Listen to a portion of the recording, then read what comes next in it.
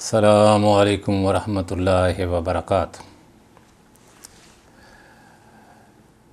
الحمد للہ الذی ہدانا لہذا وما كنا لنہتدی لولا ان ہدانا اللہ۔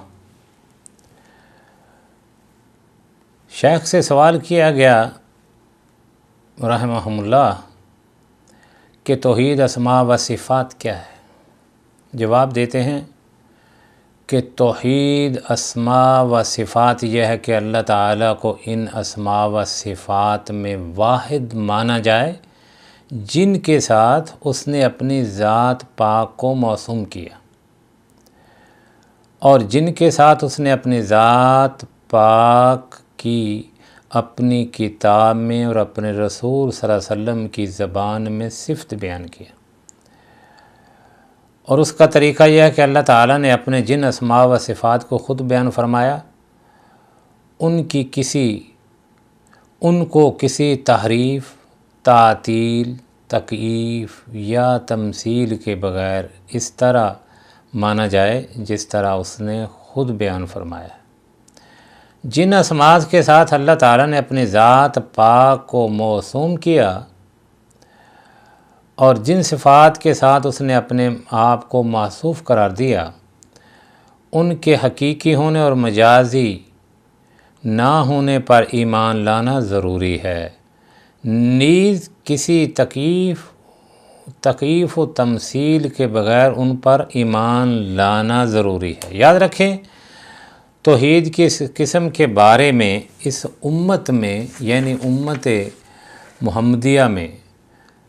جو اپنے آپ کو مسلمان کہتے ہیں، اہل قبلہ اور اسلام کی طرف اپنی نسبت کرنے والوں میں سے بہت سے گروہ ایسے ہیں جو گمراہ ہو گئے، اور یہ گمراہ فرقے مختلف قسم کے ہیں۔ ان میں سے بعض نے نفی و تنزیح کے بارے میں اس قدر غلو سے کام لیا کہ وہ دائرہ اسلام سے ہی خارج ہو گئے۔ بعض متوسط تھے اور بعض اہل سنت کے قریب رہے۔ توحید کی اس قسم کے بارے میں سلف کا طریقہ یہ ہے کہ اللہ تعالیٰ کو علی وجہ الحقیقہ تحریف، تعطیل، تکییف اور تمثیل کے بغیر ان اسماء و صفات کے ساتھ موسوم و موصوف کر دیا جائے جو اس نے خود اپنی ذات کے لیے استعمال فرمایا ہے۔ مثلا اللہ تعالیٰ نے اپنے آپ کو حی اور قیوم کے اسماء کے ساتھ موسوم کیا ہے، تو جس طرح ہم پر واجب ہے کہ ہمارا یہ ایمان ہو کہ حی اللہ تعالیٰ کے اسماء میں سے ایک اسم ہے، اسی طرح یہ بھی واجب ہے کہ جس صفت پر یہ اسم پاک مشتمل ہے ہم اس پر بھی ایمان لائے، اور وہ صفت ہے حیا کامل کہ جس سے پہلے عدم تھا نہ اس کے بعد فنا ہوگا۔ اس طرح اللہ تعالیٰ نے اپنا نام سمیع بیان فرمایا ہے، لہذا ہم پر واجب ہے کہ ہم اس بات پر ایمان رکھیں کہ سمیع اللہ تعالیٰ کے اسماء حسنہ میں سے اسم پاک ہے، اور سمیع اس کی صفت میں سے ایک سمع اس کی صفت میں سے ایک صفت ہے اور وہ سنتا ہے۔ یہی وہ حکم ہے جو اسم و صفت کا تقاضا ہے۔ سماع کے بغیر سمیع ہونا یا مسموع کے ادراک کے بغیر سننا محال ہے۔ اسی طرح دیگر اسماء و صفات کو قیاس کریں۔ ایک اور مثال ارشاد باری تعالی ہے، وَقَالَتِ الْيَهُودُ يَدُ اللَّهِ مَغْلُولَةٌ غُلَّتْ أَيْدِيهِمْ وَلُعِنُوا بِمَا قَالُوا بَلْ يَدَهُ مَبْسُوطَتَانِ يُنْفِقُ كَيْفَ يَشَاءُ۔ اور یہودی کہتے ہیں کہ اللہ تعالیٰ کا ہاتھ گردن سے بندھا ہوا ہے، یعنی اللہ بخیل ہے، انہی کے ہاتھ باندھے جائیں، اور ایسا کہنے کے سبب ان پر لعنت ہو اللہ کی، بلکہ ان کے اللہ کے دونوں ہاتھ کہنے کے سبب ان پر لعنت ہو، بلکہ اس کے دونوں ہاتھ کھلے ہیں، یعنی اللہ رب العزت کے، وہ جس طرح جتنا چاہے خرچ فرماتا ہے۔ اس آیت کریمہ میں اللہ تعالیٰ نے فرمایا بل یدہ مبسوطتان، بلکہ اس کے دونوں ہاتھ کھلے ہیں، پس اس نے اپنی ذات پاک کے لیے دونوں ہاتھ کا اثبات فرمایا ہے اور انہیں صفت بسط کے ساتھ موصوف قرار دیا ہے، جس کے معنی بہت زیادہ عطا کرنے والا ہے۔ لہذا ہم پر واجب ہے کہ ہم اس بات پر ایمان رکھیں کہ اللہ تعالیٰ کے دونوں ہاتھ ہیں، اللہ تعالیٰ کے دو ہاتھ ہیں جو عطا فرمانے اور نعمتوں کے ساتھ نوازنے میں بہت کھلے ہیں۔ اسی طرح ہم پر یہ بھی واجب ہے کہ ہم دلوں میں اللہ تعالیٰ کے ہاتھوں کا تصور لائیں، نہ زبان سے بول کر ان پاک ہاتھوں کی کیفیت کو بیان کریں اور نہ انہیں مخلوق کے ہاتھوں سے مماثلت قرار دیں، نہ ہی ان کو مخلوق کے ہاتھوں کے ساتھ مماثل قرار دیں، کیونکہ اللہ سبحانہ تعالیٰ فرماتے ہیں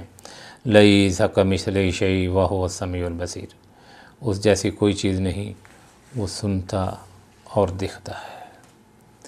اللہ رب العزت فرماتے ہیں اے میرے محبوب فرمائیے قل انما حرم ربی الفواحش ما ظہر منہا وما بطن والاسم والبغی بغیر الحق وَأَن تُشْرِكُوا بِاللَّهِ مَا لَمْ يُنَزِّلْ بِهِ سُلْطَانًا وَأَن تَقُولُوا عَلَى اللَّهِ مَا لَا تَعْلَمُونَ۔ کہہ دو میرے پروردگار نے تو بے حیائی کی باتوں کو خواہ وہ ظاہر ہوں یا پوشیدہ، اور گناہ کو اور ناحق زیادتی کرنے کو حرام قرار دیا ہے، اور اس کو بھی کہ تم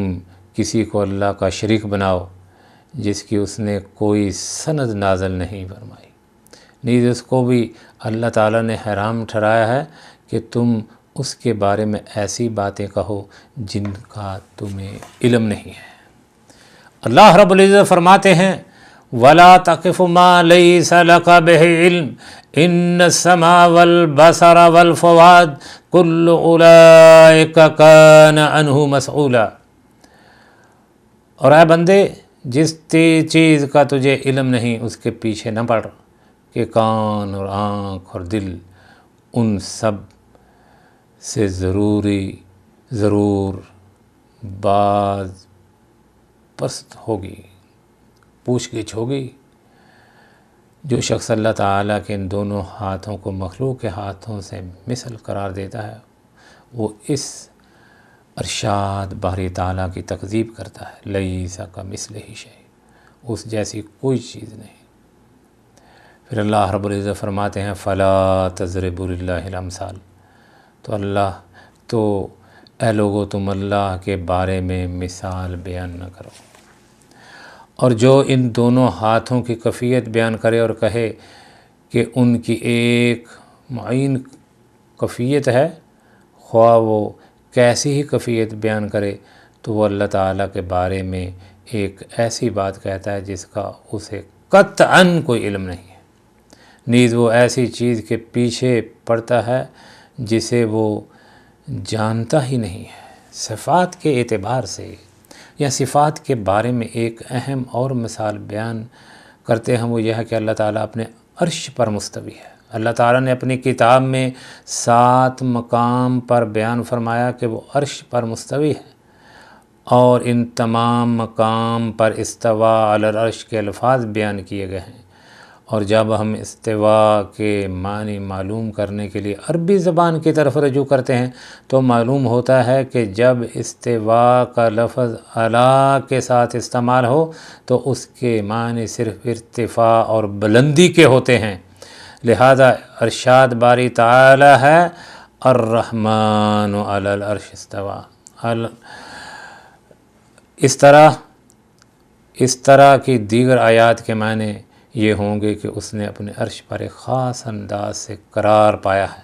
جو دیگر تمام کائنات پر علو عام سے مختلف ہے، اور یہ علو اللہ تعالیٰ کے لیے علی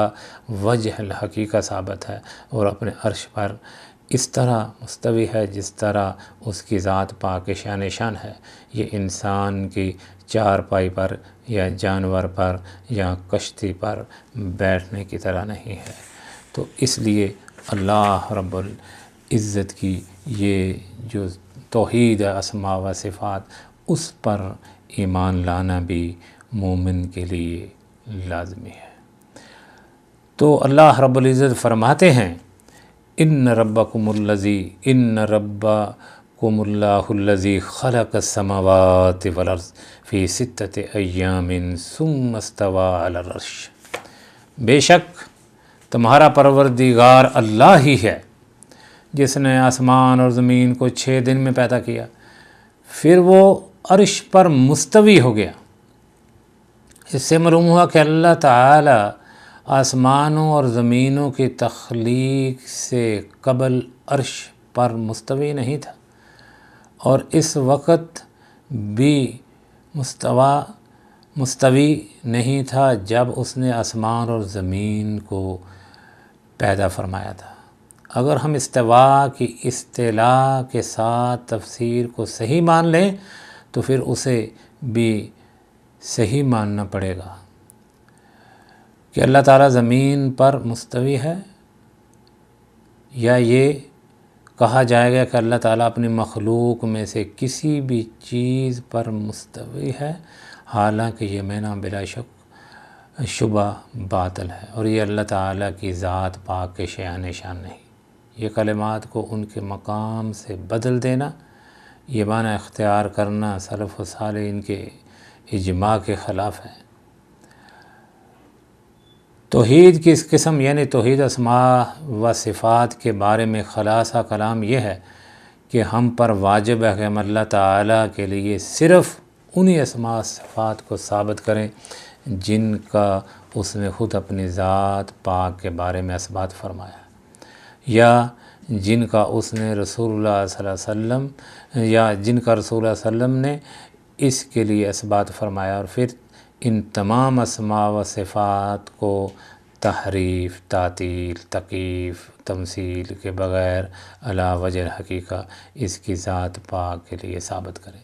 دعا ہے اللہ رب العزت ہمارے سینوں کو توحید کی روشنی سے منور فرمائے۔ وصلی اللہ علیہ وسلم۔